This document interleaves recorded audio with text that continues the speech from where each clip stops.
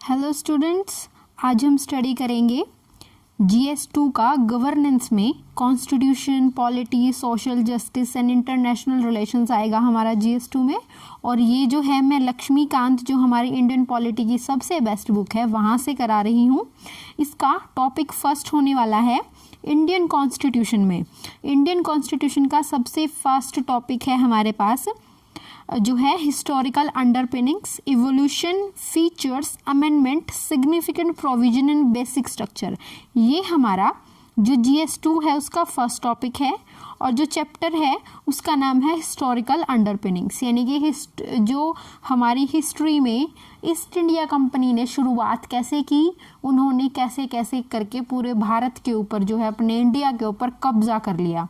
अब इसमें जो है आप देखेंगे कि इन 1765 यानी कि 1765 तक कंपनी जो अभी तक सिर्फ ट्रेडिंग फंक्शन किया करती थी, उन्होंने दीवानी ले ली थी बंगाल, बिहार और उड़ीसा की। ये 3 जगह की दीवानी लेने के बाद वो खुद को राजा समझने लगे थे।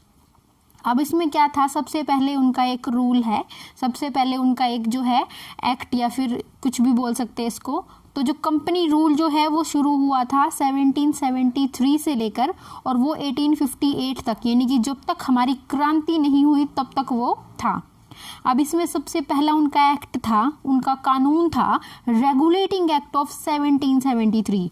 इसमें इम्पोर्टेंट चीज़ें जो हैं वो 3 थी। वो सबसे पहले तो चाहते थे कि कंट्रोल करें ईस्ट इंडिया कंपनी के सारे अफेयर्स को, यानी कि जितने भी काम कंपनी कर रही है इधर उधर, उन सबको रेगुलेट किया जाए। उसके बाद दूसरा उनका मेन काम था, इम्पोर्टेंट जो करना चाहते थे, यानी कि कंपनी के पॉलिटिकल और एडमिनिस्ट्रेटिव फंक्शन। अब पॉलिटिकल फंक्शन क्या होता है? पॉलिटिकल फंक्शन होता है कि जैसे उन्होंने यहाँ पे दीवानी ली थी ना 3 जगह की, बंगाल, बिहार और उड़ीसा वाली, तो इसमें क्या था कि अब वो लोग देखेंगे कि ये पॉलिटिकल जो काम है वो आगे बढ़ता रहे, यानी कि उनको और दीवानी मिलती रहे या फिर कंट्रोल मिलता रहे। एडमिनिस्ट्रेटिव फंक्शन, एडमिनिस्ट्रेशन में ऐसा होता है कि सरकार जो है वो काम कैसे कर रही है, सरकार के जगह पे यहाँ पर है कंपनी काम कैसे कर रही है, टैक्सेस कैसे वसूल रही है। इसके बाद इनका थर्ड काम था कि वो लोग जो है सेंट्रल एडमिनिस्ट्रेशन बिठाना चाहते थे पूरे भारत में, कि वो लोग जो है सेंटर में बैठ के पूरे हर जगह का काम देख सकें और पूरा कंट्रोल स्थापित कर सके। अब इसमें फीचर क्या क्या थे, यानी कि इन 3 चीज़ों को पाने के लिए उन लोगों को क्या क्या करना पड़ा। अब उसके फीचर ये थे कि सबसे पहले तो उन्होंने गवर्नर बनाया, गवर्नर जनरल ऑफ बंगाल, जो कि उसके साथ 4 मेंबर की एग्जीक्यूटिव काउंसिल थी जो उसको असिस्ट करती थी। और पहला गवर्नर जनरल बनाया गया लॉर्ड हेस्टिंग्स को।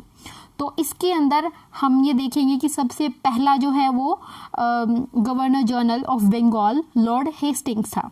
इसके बाद it made the governor of Bombay and Madras presidencies to subordinate to the governor general of Bengal, यानी कि यहाँ पे बॉम्बे और मद्रास को अधीन कर दिया गया बंगाल के। और वहीं पे बनाया गया सुप्रीम कोर्ट ऑफ कलकत्ता, जो कि 1774 में बना। वहाँ पे एक चीफ जस्टिस और 3 जज थे।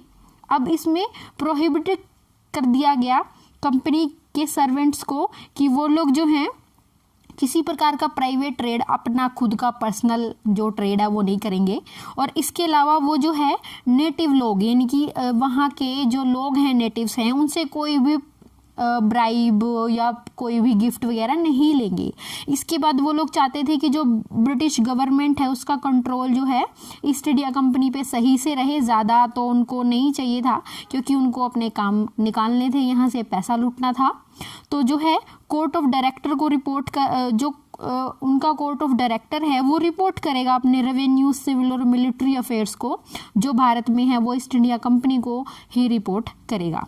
तो ये था हमारा टॉपिक नंबर 1, जो कि GS2 का है। टॉपिक नंबर 1 है हमारा इंडियन कॉन्स्टिट्यूशन से जुड़ा हुआ। तो ये वीडियो अगर आपको पसंद आई है तो please like, share and subscribe this channel.